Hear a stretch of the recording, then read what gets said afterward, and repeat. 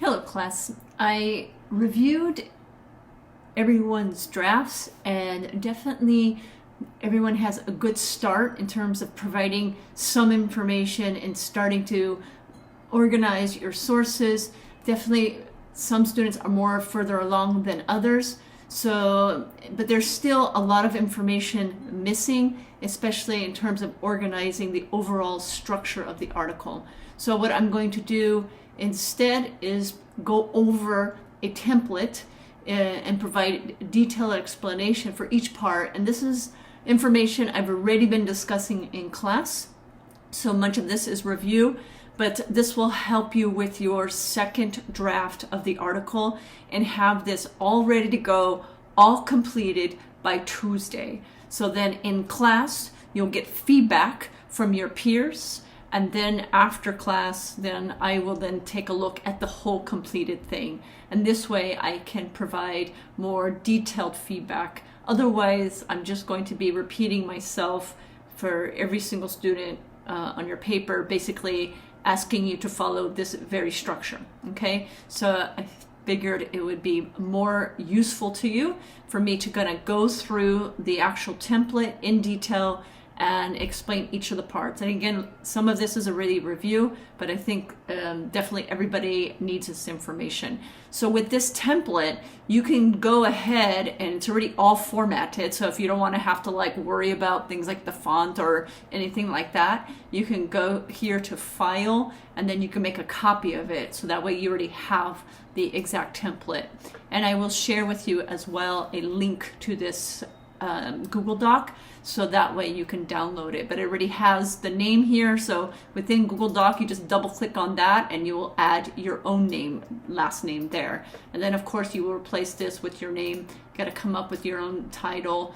And I have these right now in bold so that you can see it, but later when you submit the final draft, you will remove everything that's bold. Of course, you're not going to have anything blue, so you make sure everything's black and white. Okay, so 3 weeks ago, you guys wrote the introduction paper, and so what that was is at that stage, because you hadn't done any research, that is sort of you thinking about your discourse community and thinking about your research question.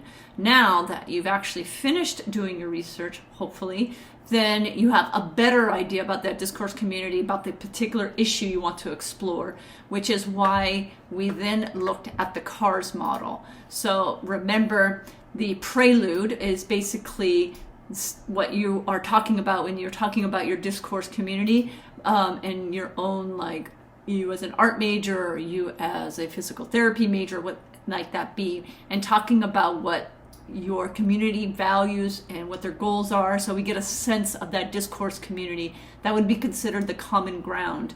And then we have that moment, that disruptor, when the big however, right? Or you sort of pointing out something that's missing, right? And so we looked at in class the example with Moosewood. Everybody knows how wonderful the food is. However, it's not as healthy as it should be, perhaps. And then it goes into their solution. So almost all research introductions and abstracts as well follow this format. So it's really important that you know how to do that. And so we come back to the template. So now you want to make sure you revise that introduction, and you're going to put it here in your research article, and you want to call it introduction. So when I'm looking through everybody's drafts, I don't see that. So I need it's centered introduction, and then you have the revision. For some, you might even have to start over because maybe your topic changed completely. Okay. And then you're going to follow the CARS model. You're going to follow this structure in order to organize it. And we saw an example of this in the published article that I have linked in Canvas. And so this one was talking about our privileging of the English language. And so you see this type of language for decades. Linguists have thought this, and within writing studies, so within my discourse community, this is what the professors are saying, and then it transitions to right? I'm a literacy scholar, and I'm interested in this, And at the same time, however, I'm also concerned. So there's their destabilizer, that disruptor. This is what they're going to contribute. They're going to talk about in detail later their concerns. And so in this paper, so you have that moment where you just basically provide a quick outline of your paper. Okay, this one was longer. And then here is when the actual lit review starts. So then I come back again to the template. So here's an example. Although art professors agree that art is subjective and growth is developmental, it does not make sense students would be evaluated for their artwork in the classroom, right? So that's that disruptor. So after the student talks about art and the creative process, and this is what artists believe, that's the common ground, they provide the disruptor, that moment, right, where they're saying this part doesn't make sense. So that's going to be the issue. That's going to be the issue that they're going to explore, the evaluation of art in the classroom. And then you have the short, it could be a few sentences or a whole paragraph. In my paper or in my article, in this paper, right, I will first explain how art is subjective. So basically you're giving like a little mini outline of the lit review. And then you go into the actual lit review. So the lit review itself, it's like its own mini essay. It has its own beginning, middle, end. And so here you start to provide like an overview, like a background information about the actual problem. So it may take a paragraph or more than one paragraph, but like where does this problem take place or who's impacted? So we just need to visualize the problem. Okay, so usually background information or contextual information is what most writers will do in this paragraph. And so then afterwards, in the second paragraph of the lit review, now you're starting to go into depth. This is when you're starting to get into the meat of the actual issue, right? And so this is when you're starting to analyze the reason for the problem, right? And the first reason for the problem, or the second reason for the problem, right? So there's all these different things you can do. Like maybe you need background information, or maybe you first do some history, or maybe you provide some social context or political context. Maybe you first need to define something. So the paper about art probably needs to define what is actual art, what does it mean to be creative, right? Maybe you're describing a particular issue of like the number of books and lessons that privilege white discourse. So maybe you have some facts or stats about that, right? So you're trying to provide evidence of the problem. So that first part of the lit review is going into the actual problem so we can visualize it, and we're getting all of the different perspectives about the problem. And then in the following paragraphs, you might look at things like effects or impact of the problem, or maybe counter perspectives, or maybe you come up with your own follow-up question and you start to make connections between the sources, comparing and contrasting. Maybe you have a case study to illustrate. You can use the information from your interview, right? That's going to be treated like another source, right? So that's not in your annotated bibliography. It's not one of the 10 that you needed, but it's going to be actually in your paper as if it were one of your sources, right? So then you might then transition to the next major reason for the problem. So when we organize our paper, so when you filled out those note cards, you want to simplify your research into just 3 or 4 central chunks.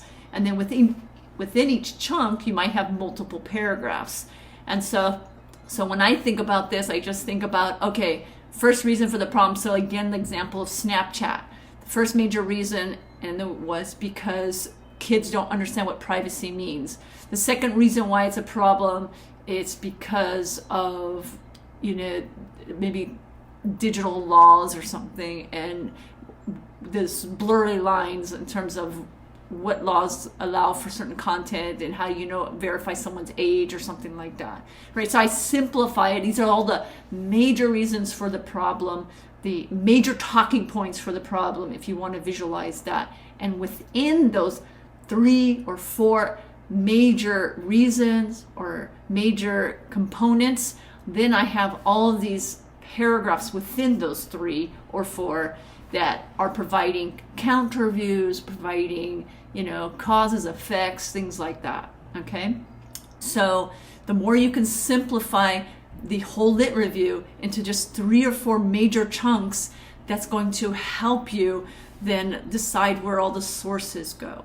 Okay? And you can, if you want, you can even have subheadings, and if that helps you. Now, one asked about how we're going to integrate our sources. We're doing the exact same thing as we had done for the Curious paper. So for instance, I would introduce my first source and I want to use their credentials. I can choose to do that, right? Most of the authors can be Googled, and it's not required, but it's very common, especially when writing in MLA format. They tend to mention the authority of the author. But again, this will vary from discipline to discipline. So I say American social psychologist Jonathan Haidt. So I have to have the first and last name. Author of, and then I have the title. It's in quotes and it's capitalized, right? Argues that. So this is some of the things we learned before with the they say, I say. So remember those verbs that you can use when using sources. So again, we learned this from the last paper. And then I include, basically this is the summary that came from my annotated bibliography. Haidt states that, the foundation. So I repeat Haidt's name, so it's very clear that these are not my ideas, these are Haidt's ideas. Now, you can use the end sentence or end text citation like this. However, I have to be honest, it's much harder to do that because you're far more likely to plagiarize by accident. Because every single sentence, it needs to be 100% clear who is doing the talking, right? So at any point you have any opinionated language or you accidentally use I or something, now you've blurred the lines and it's unclear and you can be accused of plagiarism, which is a serious offense. So you don't want that. So the advantage of using the author's name throughout makes it clear. It also creates that conversation that you're trying to, create in your lit review. But you can use this at times. You can use the end sentence citation at times, but definitely I want to see you actually integrating the author's names throughout so it's clear. Now, if you have 2 or more authors, you have to include both last names. If you have 3 or more authors, you would go and say the last name of the first one and then ETAL period. Okay? And so then you would have that in the actual sentence. In this case, though, again, I'm writing about Haidt, and he's talking about threat to democracy. And then I have a transition. Author Ian Leslie also agrees. So that's my way of trying to build that connection, that digital technologies limit our ability to engage in thought-provoking communication. So I have this sentence here, again, using that they say, I say that we learned in the last project, trying to build connections between these 2 authors. In his book, so it's a book, so now I italicize, Leslie distinguishes between 2 types of curiosity. So again, this is just my summary from my annotated bibliography. And then I try to make a connection between the 2, right? So which is also an important element to debate and discuss within online platforms described by Haidt. Okay, so that's my attempt to, as I organize summaries from my annotated bibliography, to try to compare and contrast the different authors' ideas. And then I have here like the 3rd reason for the problem, right? So I'm trying to simplify my whole lit review into 3 major chunks. And again, it could be 4, but usually 3. We want to keep it simple. And usually toward the end of the lit review, that's when in the writing you start thinking about what the authors had to say about solutions, or what the authors had to say about advantages or limitations, what the authors had to say about any possible implications, right? So that's at the sort of last chunk of the lit review is when you start to do that writing, when you are including that information from all of the summaries. And then you're going to have this heading and centered. Again, later you'll take out the bolds, but you're going to have one paragraph that summarizes the lit review. Now, some of this information, some of the writing will sound very similar to what you do up here. In my paper, I will first explain, okay? So the writing is very similar, so you can recycle some of that writing. You just don't want to copy it word for word, because then it just sounds redundant. So just kind of keep in mind, when we're doing large research articles, they're intentionally repetitive because they're long and there's lots of information. I do want to say not every single writer has a summary paragraph in their research article, but it's very common, especially in the sciences. Then you're going to have a subheading that says significance, right? So then in the next 1 to 3 paragraphs, this is when you explain your contribution. Definitely you can use the I, you're expected to. You can write about why this issue is important for the community, why is it important for you, what's at stake, if this is ignored, right? Who benefits or who loses, right, by ignoring this problem, okay? And if you want to talk about solutions, you can do that in this section as well. And then you're going to have conclusion. And this conclusion is kind of almost like an afterword. So it's just really about you talking about what you've learned about your discourse community. You can think about any new questions that you might have, what problems you hope to solve one day. And so I titled it conclusion, but it sounds more like an afterword, because it's really kind of all just about you, not like a traditional conclusion.